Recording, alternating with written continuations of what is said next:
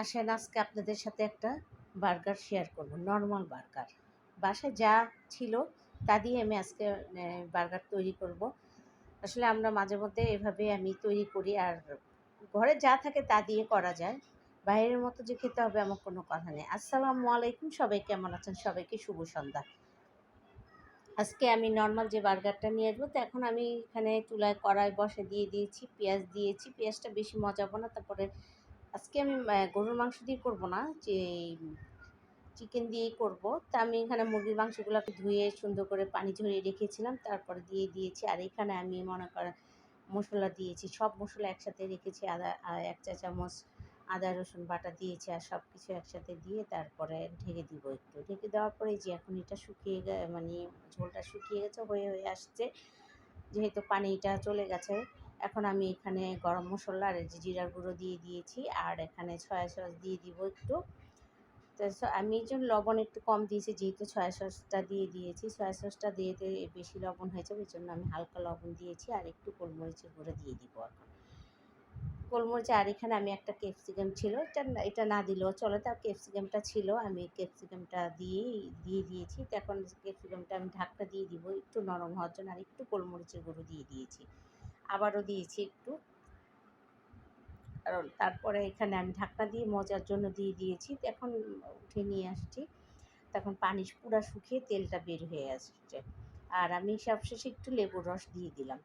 তা আমি লেবুর রসটা দেওয়াতে ফ্লেভারটাও ভালো আসছে, তারপরে খেতেও মজা লাগবে একটু, তখন দিয়ে দিয়েছি। আর আমার হাতের কাছে এখন তিল ছিল না, সাদা তিল থাকলে দিলে আরও একটু ভালো লাগে। তো এইখানে আমি যে বার্গারের বন ছিল আমার বাসায়, তা আমি প্রায় সময় রাখি, বাচ্চাদেরকে স্কুলে দিতে হয় এভাবে। তা আমি একটা আগে কেটে দেখাচ্ছি। তা আমি বনটাকে এখানে কেটে নিয়েছি, কেটে নিয়ে যে আপনাদের সাথে দেখাচ্ছি একটা কীভাবে কাটা, আর একটা কেটে দেখাচ্ছি। তো এইভাবে আমি সবগুলো কেটে নিব।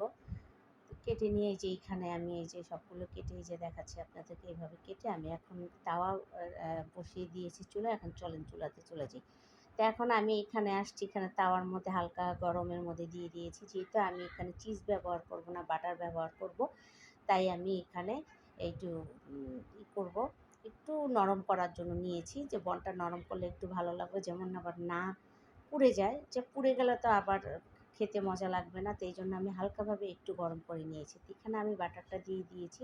এখন বাটারটা দিলে একটু ভালো হয়, আমার কাছে বাটার ছিল। আর যেহেতু চিজ দিব না আমি, যা ছিল ঘরের মধ্যে। তো এদিকে আমার এখানে শসা ছিল, আর গাজর ছিল, আর লেটুস পাতা ছিল। তা আমি এগুলো দিয়ে আজকে কী করবো, নর্মালভাবে আমি করব সব। তারপরে এখানে একটা আমি আপনাদের সাথে করে দেখাচ্ছি কীভাবে করতেছি। তা আমি লেটুস পাতাটা বিছিয়ে নিয়েছি, আর গাজরের পিস দিয়েছি, আর দিয়েছি। আর এখানে যে মুরগির মাংসটা আমি করে রেখেছিলাম, এটা এখন এখানে দিয়ে দিয়েছি। দিয়ে তো এখানে আমি দিয়ে করে দেখাবো। তা আমরা প্রায় সময় আমি এভাবে করে বাচ্চাদেরকে টিফিনে দিই, বা নিজেরা খাই বিকেলে, যেমন সিম্পলের মতন হয়ে যায়। ঘরে যা থাকে তা দিয়ে, উপকরণ দিয়ে অনেক কিছুই করা যায়। এখন আমি আবার যেহেতু এখানে বাটার দিয়েছি, বাটারটা গলার জন্য আবারও এখানে আমি এই চুলার মধ্যে তাওয়ার মধ্যে দিয়ে দিব। সবগুলো আমি দিয়ে এখানে আমি ঢাকনা দিয়ে দিব। এখন সবগুলো দিয়ে আমি একটু ঢাকনাটা দিয়েছি, যেহেতু বাটারটা যেমন গলে যায়, এই জন্য বাটারটা গলে গেলেই খেতে মজা লাগবে, যেমন নিচে যেমন না পোড়া হয়। এই জন্য আমি আবার ভালো মতো করে দেখছি। তা আমি রেখে এখন এটা উঠিয়ে নেব। সুন্দর নিচে দিয়ে মচমচ করতেছে, কিন্তু কোনো পুড়ে নেই, খুবই ভালো লাগতেছে। আর গরম গরম, ভিতরেও গরম আছে, খেতেও ভালো লাগবে। তো এইভাবে আমি সবগুলো উঠিয়ে নিয়েছি। যে এইভাবেই করবেন বিকেলের নাস্তাগুলো, সবাই এভাবে করে খেয়ে নেবেন। তো সবাই ভালো থাকবেন, এই পর্যন্তই। আল্লাহ হাফেজ সবাই।